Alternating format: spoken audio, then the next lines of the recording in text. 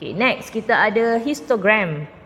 So for histogram, dia lebih kurang macam bar chart. Okay, kita akan ada macam ni lah. Cumanya beza bar chart dengan histogram, bar chart dia ada jarak.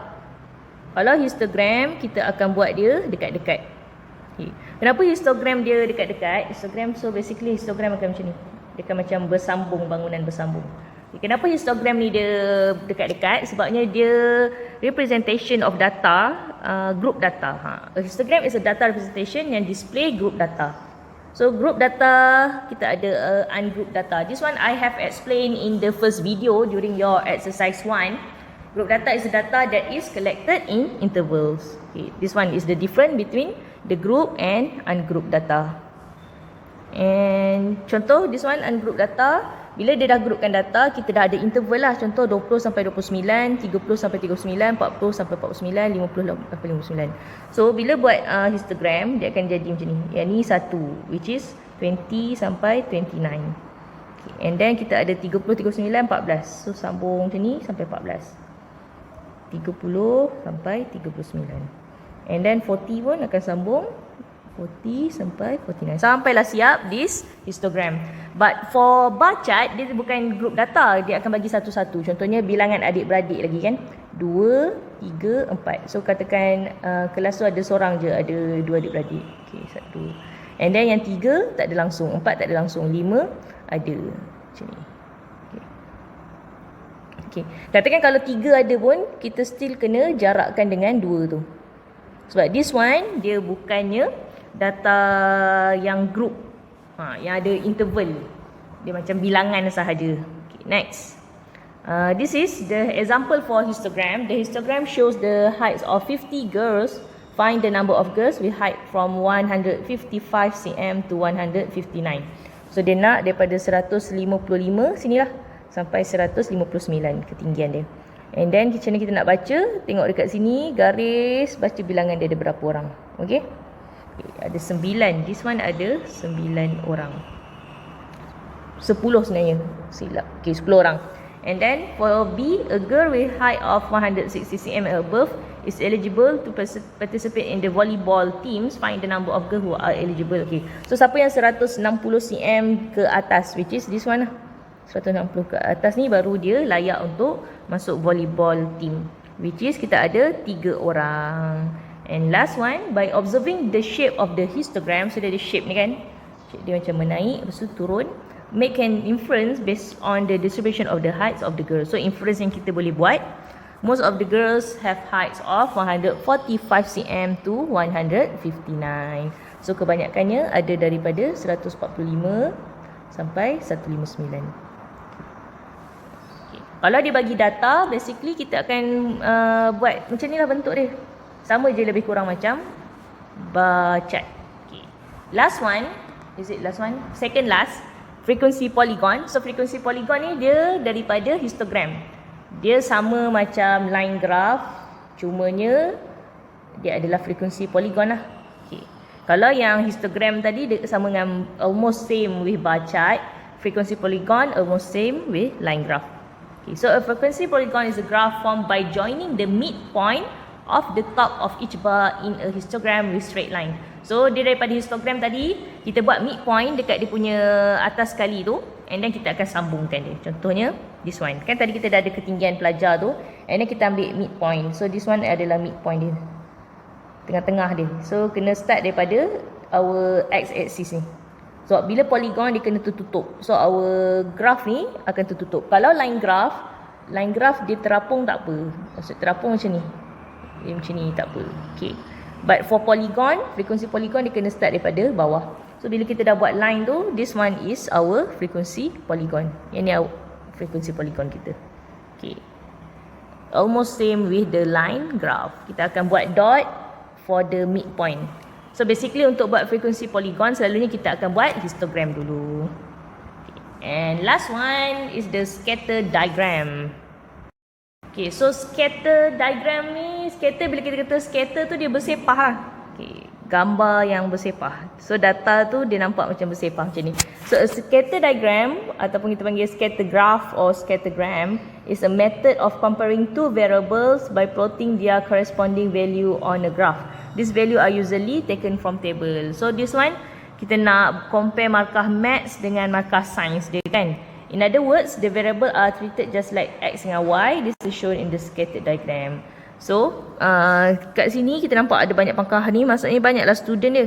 1, 2, 3, 4, 5, 6, 7, 8, 9, 10. Sampai sini dah 10 orang dah. Okay, so this is the amount of the student.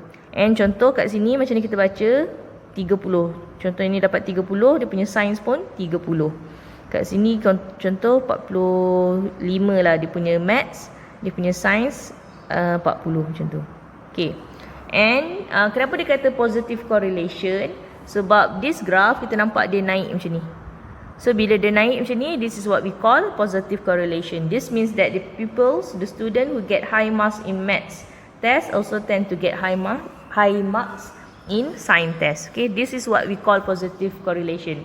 Satu menaik, yang lagi satu pun akan menaik.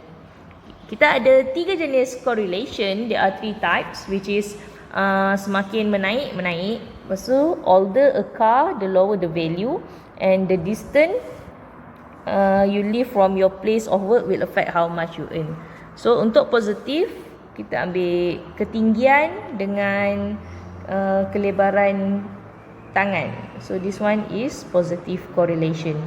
You have to remember this one sebab sometimes the question gonna ask what is the correlation for this scatter diagram. Okay. Kalau naik macam ni, dia adalah positive correlation. Okay. Kalau turun macam ni, ni umur kereta. So awal-awal kereta akan mahal, semakin lama kereta tu dia akan harga dia menurun. So this is what we call negative correlation. And for zero correlation, dia tak ada kaitan pun. Contohnya tadi the distance you live from your place of work will affect how much you earn. So ni pun tak ada kaitan je dengan positif atau negatif. So we call it zero correlation. Tak ada kaitan, zero correlation.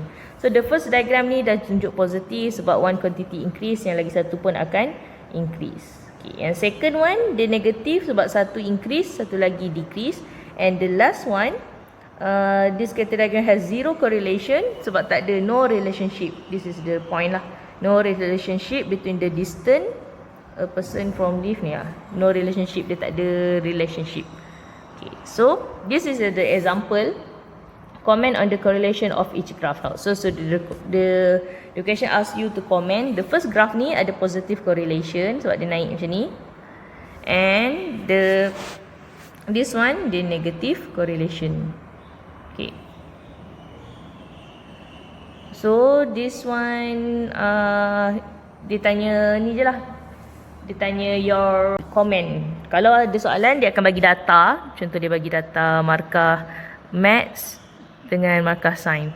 So kita kena letak dia punya, kita kena buat graph lah. Kena buat graph, kena ada axis macam ni. And then you have to plot the scatter diagram. Okay. Nanti you can do the exercise 3. You have to do it. You need to do it. Okay. And last one, berkait juga dengan scatter diagram ni, kita ada line of best fit. Okay. Line of best fit ni adalah straight line that goes between all the points on a scatter diagram, passing as close as possible to all of them. You should try to have the same number of points on both sides of the line because you are drawing this line by eye. So kita soalan ni kita kena buat line, tapi kita draw the line guna mata. Maksudnya kita agak-agak je nak draw tu, but we have to make sure bilangan ni, bilangan point dekat sini dengan yang dekat sini ni almost the same. Okay, contohnya katakan kita punya graph macam ni, and then dia scatter macam ni kan. Okay, and then we want to do the line of best fit. Okay, ambil pembaris, so kita kena agak-agak. Okay, jangan buat dia tinggi sangat macam ni. Okay, kalau macam ni, this is not line of best fit sebab kat bawah lagi banyak dia punya points. Okay, so kena by eye anggarkan macam ni ke. Yang ni ada bawah 3, atas ada lebih 4 kan. So kita tak boleh juga. And try lagi. 1, 2, 3, 4. Use your, okay, macam ni okay sikit kot. Okay. As long as kita nampak amount dia tu hampir sama lah. Ni kat mana point dia. Scatter diagram, same number of point. Same number of point on both sides of the line. Okay. The line of best fit for the scatter diagram at the start of this section is shown below. Okay, so this penting kena draw line of best fit ni sebab nanti dia akan tanya soalan. Contoh student tu tak datang untuk exam science tapi dia datang untuk exam maths sahaja. So katakan dia datang untuk exam maths and maths dia dapat markah 80. Okay. So bila siapa nama yang tak datang exam maths ni? Katakan nama dia Ahmad lah. Ahmad tak datang exam science. So dia datang maths dia dapat 80. So bila maths dia dapat 80, line of best fit ni boleh anggarkan berapa markah dia untuk markah science. So pergi dekat line ni and then we gonna read this line. So markah Ahmad ni probably 78 lah macam ni. Okay, baca macam ni. Okay. Katakan orang lain pula Abu dia datang exam science je. So dia datang exam science dia dapat berapa? Science dia dapat 85 kat sini kan. Okay. So bila dia dapat 85, science dia kita tak tahu exam maths dia berapa sebab dia tak datang exam maths. And then kita akan baca kat sini. Pergi dekat line of best fit and then baca ke bawah. Okay. So maths dia dapat 90. Okay. So that's why it is important for you to do the line of best fit ni kena same number of point on both sides of the line. Macam mana kita nak tahu dia same number ke tak? Kita kena agak-agak dia by eye. Kalau nampak macam pelik je tu maksudnya salah lah tu. Kalau contoh ada lagi point-point macam ni, lepas tu kita buat sengit yang salah. Kita letak macam ni kan. Kalau ni kat belah sini ada 4, kat sini ada 4, kat sini ada 2. So this is not line of best fit. Kita kena make sure dia adil, dia bagi point sama banyak. Okay. So this is why just now I have explained this one. A girl took the maths test and scored 75 marks tapi dia demam, dia tak pergi science test. Berapa markah dia, okay? So that's all untuk scatter diagram, frequency polygon and histogram, okay? So kita recall balik, histogram ni dia hampir sama dengan bar chart. Okay, histogram hampir sama dengan bar chart.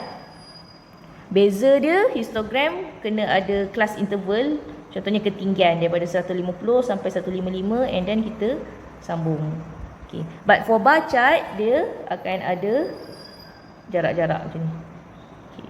And frequency polygon, dia adalah daripada Polygon dia adalah asal daripada histogram. So contoh kita dah ada histogram ni, kita akan ambil midpoint sini and then kita akan sambung this one. Okay.